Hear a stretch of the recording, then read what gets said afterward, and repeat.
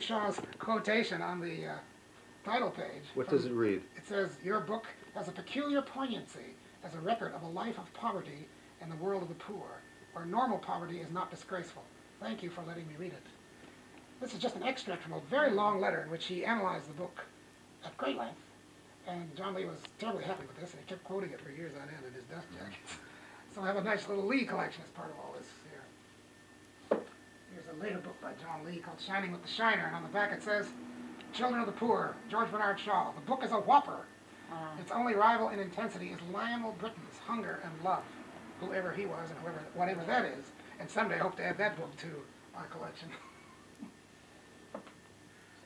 This is all chronological order, going from the 1920s and 30s and so on. Let's see what might be of special interest. Oh yes, we're coming into 1944. Here is a copy of the actual final shooting script of Caesar and Cleopatra. Oh my. Oh, a Gabriel Pascal production. Can you yes. get? I doubt it will that? show. I have the yes. That's a treasure. This came Yes, from it the is. same lady in Washington, in Arlington, who sold me the Our Corner from 1988. Bring it in closer. As a matter of fact, I just had here, sitting Oh, where you yes, are, there it wrote a is. few weeks ago, a man named James Curry, who I was put onto Okay. by my lawyer friend, who's head of the Royal New Zealand Ballet, Bill Sheet, who told me that this James Curry actually worked on the film back in 1944. He was assistant to the artistic director. Huh? So he visited me here. I pulled out all the books having to do with Caesar and Cleopatra and photographs, and he'd point to them and say, "Yes, I helped design that curtain there," and we executed it, and yes, so he relived a bit of that time. It might be of interest at this point to tell you that just before I left for New Zealand, Dan Lawrence came to talk to our society. It was a very important event, and in the audience was Gabriel Pascal's secretary, a little old lady who came to honor Dan Lawrence, and when he turned around, somebody said she had come to do you honor. She had gone, and we haven't been able to locate her since, but she is around. She was in New York. She was in New York, she's around, and she might be, it seems to me, a treasure trove of information. Of course, I have the two Valerie Pascal books on Pascal, both British and American. Moving on. Yes, here's a fascinating book, which I'm proud of. Found it in Baltimore again. Thomas J. Wise in the original cloth. What is that? He was the great literary forger. Oh. We used to pass off these 19th century editions of Byron and Keats and Shelley and whatever, but he would have printed them himself, you know. Yeah. And sold them as first editions and so on. And Shaw, there's a whole appendix. Oh, I see. It says appendix by GBS. Yes. It is, yeah.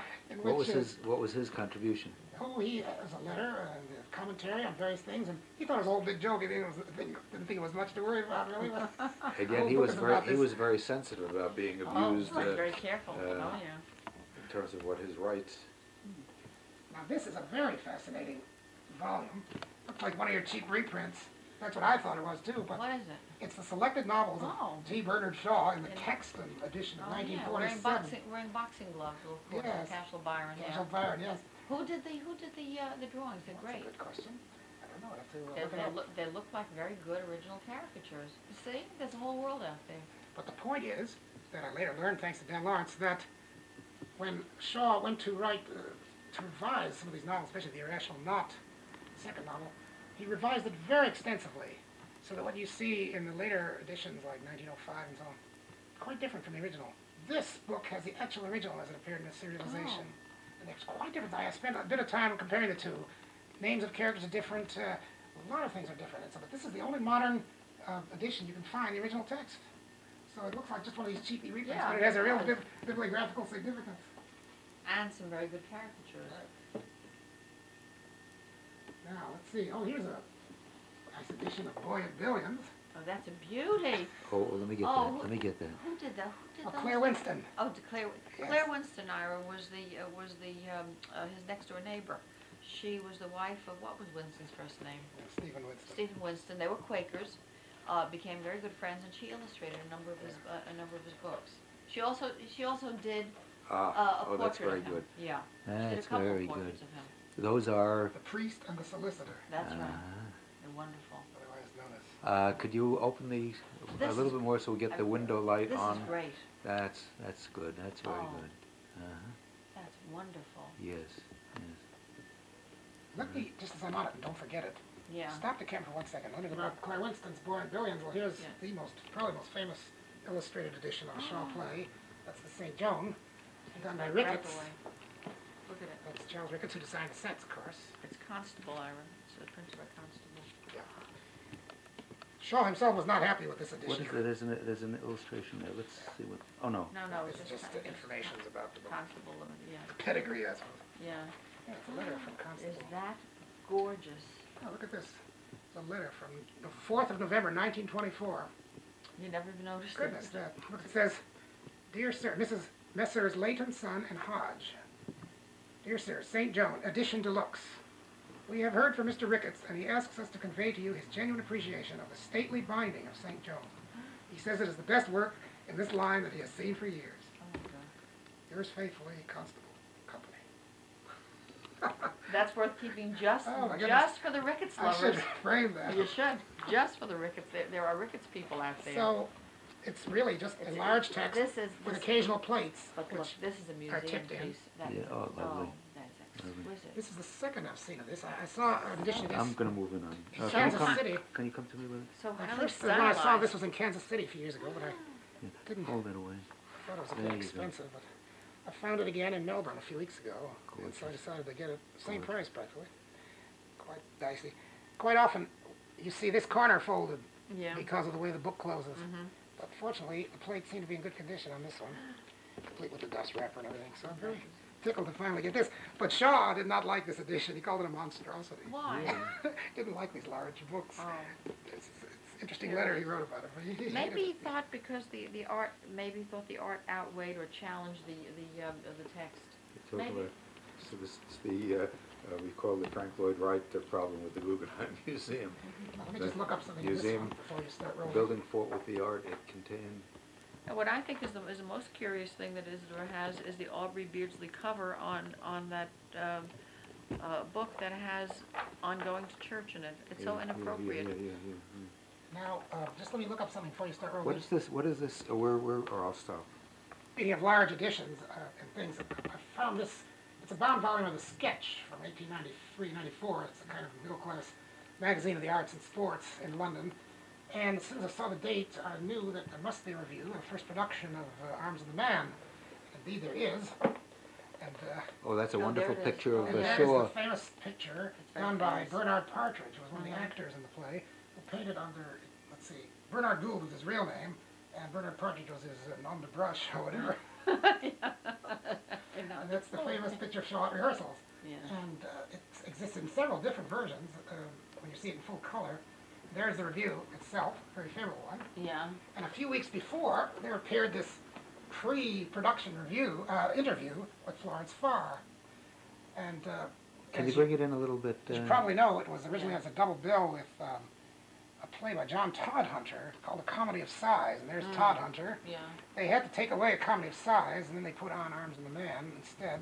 And of course, W.B. Yeats' play was also as part of the double bill.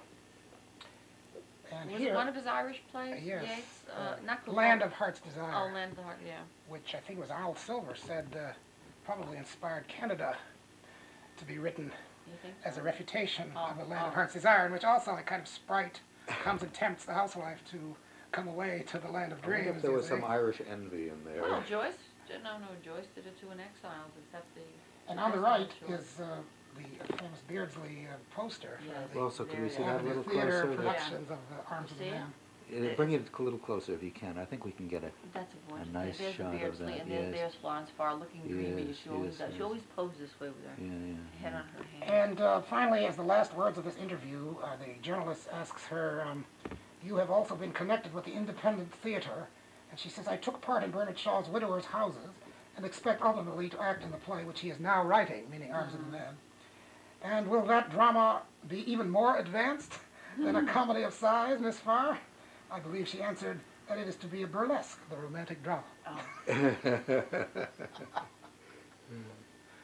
So that's the sketch. I was very delighted to find that. Okay, now you can turn that off. Yeah. Wait, before you start. Okay. Again. All right, Isidore, you have to forgive me. I'm not as organized as I should be, but I was looking at the Dickens again, The Great Expectations, and it suddenly occurred to me that I hadn't seen any other Dickens with Shavian prefaces. Did he write many introductions or prefaces to other Dickens? I know he admired Dickens very much. Well, it just takes me to something which I've been looking for so many years, I don't even want to count them. It's this item here, which I have in Xerox. It's Shaw's preface to Hard Times in the Waverley edition of 1912. Something I never heard of. I've gone into every bookstore in the world that I've ever been in and asked Can you hold it a if little more vertically? anyone has ever heard of the Waverley edition, never mind this particular book. And quite often say, oh yes, the Waverley edition, you know, like Ivanhoe and all that stuff. I said, no, not the Waverley novels of Scott, the Waverley edition. It came out in 1912, it was a kind of 100th anniversary to Dickens, you know. And there's Shaw wrote the preface to Hard Times. Now, this particular Xerox came from the Henderson collection in North Carolina as a Xerox. You mean Archibald? Archibald Henderson. Really? Yes, indeed. And Maybe Julius owns it. Well, that's the Carolina connection. Yes, that's the Carolina connection. a friend of mine, a journalist, went down there, happened to be visiting, he knew I was interested, so he looked this up and Xeroxed the actual few pages which contain the preface. It's been reprinted on several occasions. There's no problem getting the text of it. Yeah. But I'd love to get the original. The original. In fact, in all these years, I've only been able ever to find one novel of Dickens in the Waverley edition. And that happens to have been the wrong one, the Martin Chuzzlewit. And that I found here in New Zealand, a little tiny town called Cambridge, New Zealand. Oh, right near Cambridge us is in not Hamilton. far from That's right, Hamilton. exactly. That's right. There's a little antique bookstore there in Cambridge. They had Martin Chuzzlewit in the Waverley edition, that but that is right? the only Waverley edition I've ever been able to find. All right. Now, let me get this straight. It's not difficult to get a copy of Hard Times with the Shaw preface, but not in the original edition. The preface itself has been reprinted in The various... preface has been reprinted, but... Now, the closest I've ever been able to get to the Waverley edition, this is a booklet of 1914 devoted to Dickens. And there's the ad for the Waverley edition. Oh, isn't that funny? Send it for it now, it says. Yeah. I wish I could. Yeah. Here it is. 19 what? 12, actually. 1912. Well, as a consequence of this film, you might find your Waverley edition. Now, speaking of the Bookman, here is Yeah. an edition of 1924, special Christmas number.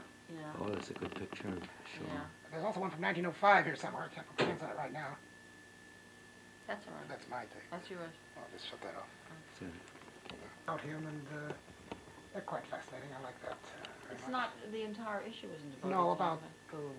20, 30 Who pages. I can't read this. Who did the This is it's a Tittle. watercolor. Tittle, Walter, I think it's Walter. Yeah. Tittle. I think He I've wrote seen it several reproduced. books on I think I've seen it.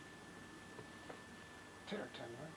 I don't know. Oh, speaking of portraits and caricatures, I noticed in your catalog you have a Topolsky painting of him. Yes, a photograph. It's And a of course, several photograph. books.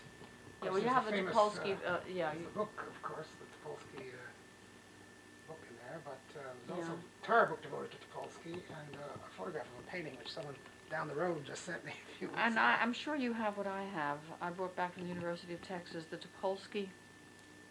The Topolsky drawings for a special edition of Pygmalion.